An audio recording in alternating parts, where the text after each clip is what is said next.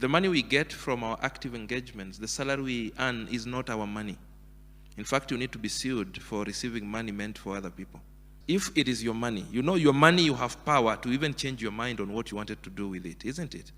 If you think it is your money, then today would you go home and decide that the portion you have set aside for the landlord, you are not going to pay rent for 3 months, you have changed your mind.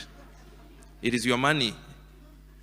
Please go home and change your mind and say, the portion you had set aside for food, we are not going to buy food in this house. It is my money. I've changed my mind.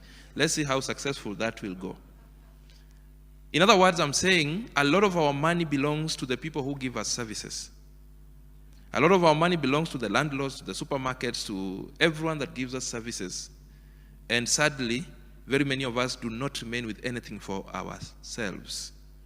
So you must make a deliberate choice that when you receive money, a portion of it will be retained, that you will call your own.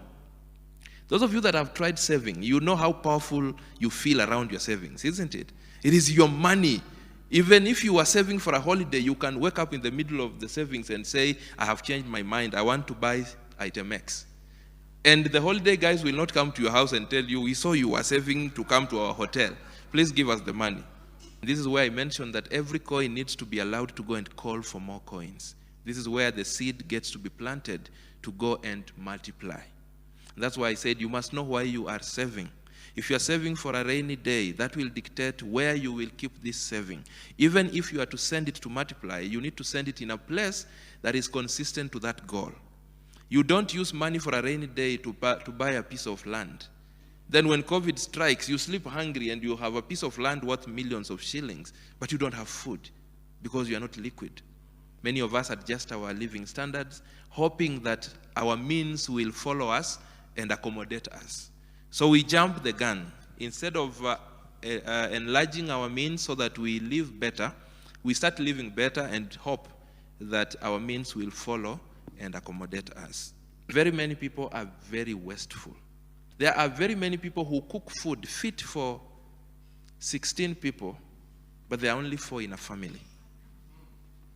And they throw the remaining as leftovers. You've wasted food for another 3 days. There are people who have 7 phones when they can do perfectly with 1. There are people who have subscribed to internet fit enough to run a factory with 1,000 employees, but there are only 2 in their house. They would probably even make do with the smallest package without even knowing the difference. Wastefulness is an enemy of proper stewardship. Remember, all these resources belong to God. He's entrusted them in our hands. We are to take care of them on His behalf and multiply and do the best that we can do around them, so that on the day that we are called to give account, we have a better account to give. How do we explain us cooking food for 16 people when we are only 4? Please go and audit your life and see your areas of wastefulness. Try and see what things you have or are doing or are using that probably are more than you need.